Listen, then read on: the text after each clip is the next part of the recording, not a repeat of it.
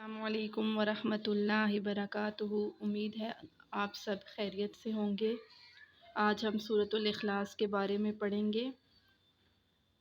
سورۃ الاخلاص کا شان نزول کچھ اس طرح سے ہے کہ منکرین اللہ تعالیٰ کے بارے میں طرح طرح کی باتیں کرتے، کبھی کہتے کہ فرشتے اللہ کی بیٹیاں ہیں اور کبھی کہتے کہ عیسیٰ علیہ السلام اللہ کے بیٹے ہیں۔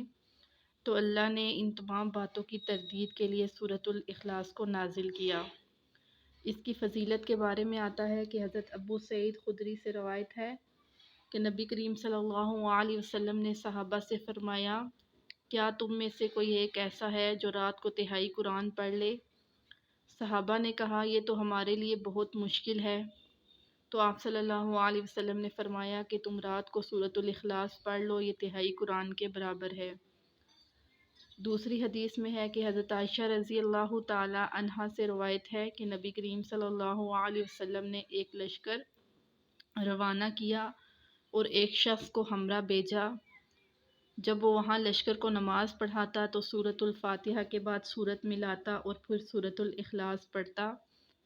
اس لشکر نے واپس آ کے نبی کریم صلی اللہ علیہ وسلم سے اس کا تذکرہ کیا تو آپ صلی اللہ علیہ وسلم نے فرمایا کہ اس سے سورۃ اخلاص پڑھنے کی وجہ معلوم کرو۔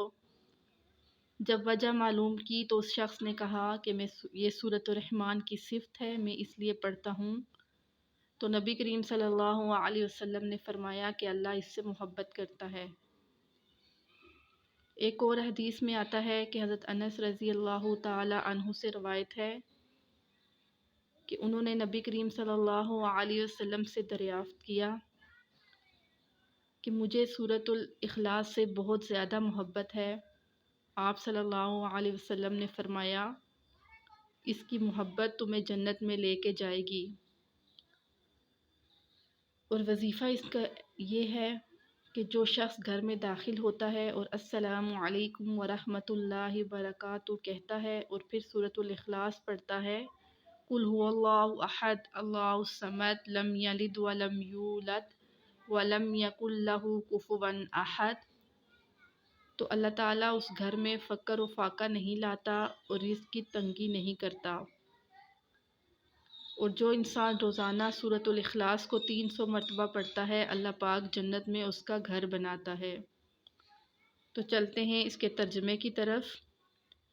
کل کہہ دیجئے، هو اللہ الاحد، وہی اللہ اکیلا ہے، اللہ الصمد، اللہ بے نیاز ہے، لم یلد، وہ کسی سے پیدا نہیں ہوا، ولم یولد، اور نہ اس نے کسی کو پیدا کیا ہے، ولم یکن لہ کفوا احد، اور اس کا برابر اس کے کوئی ایک نہیں۔